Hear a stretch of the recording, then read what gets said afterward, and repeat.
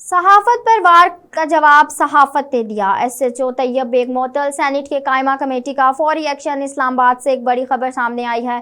صحافت کے تقدس پر اٹھنے والے ہاتھ کو بالآخر قیمت چکانی پڑی۔ سینیٹ کے قائمہ کمیٹی برائے اطلاعات نے راولپنڈی کے تھانہ نیو ٹاؤن کے ایس ایچ او طیب بیگ کے خلاف سخت کارروائی کرتے ہوئے انہیں فوری طور پر معطل کر دیا ہے اور آئندہ اجلاس میں طلبی کا نوٹس بھی جاری کر دیا گیا ہے۔ یہ فیصلہ اس واقعے کے بعد سامنے آیا جب تھانہ نیو ٹاؤن میں راولپنڈی اسلام آباد یونین آف جرنلسٹ کے صدر طارق علی ورک سے بدسلوکی کی گئی تھی۔ یہ واقعہ ایک فرد کی توہین نہیں تھا، یہ صحافت کی وقار، اس کی حرمت اور آزادی کا امتحان تھا، لیکن صحافی برادری نے خاموشی اختیار نہ کی بلکہ نظم و ضبط کے ساتھ، اتحاد کے ساتھ اور وقار کے ساتھ آواز بلند کی، پرامن احتجاج کیا، قلم اٹھایا اور بتایا گیا کہ خاموشی کمزوری نہیں، شعور کی طاقت ہے۔ نتیجہ یہ نکلا کہ ریاستی مشینری کو سننا پڑا، جھکنا پڑا اور بالآخر وہ معطلی کا سامنا ہو گیا جہاں پہ صحافت حقدار تھی۔ ایس ایچ او طیب بیگ کو معطل کر دیا گیا ہے، مگر یہ صرف ایک عہدے کی معطلی نہیں بلکہ اس رویے کی سزا ہے جو صحافت کی عزت پر حملہ تھا۔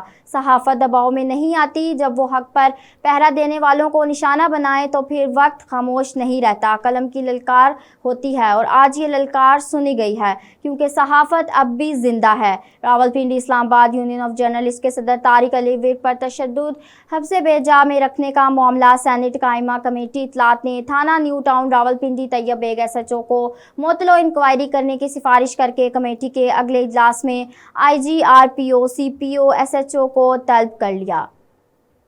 اب تک کے لیے اتنا ہی۔ دیکھتے رہیے B42 نیوز۔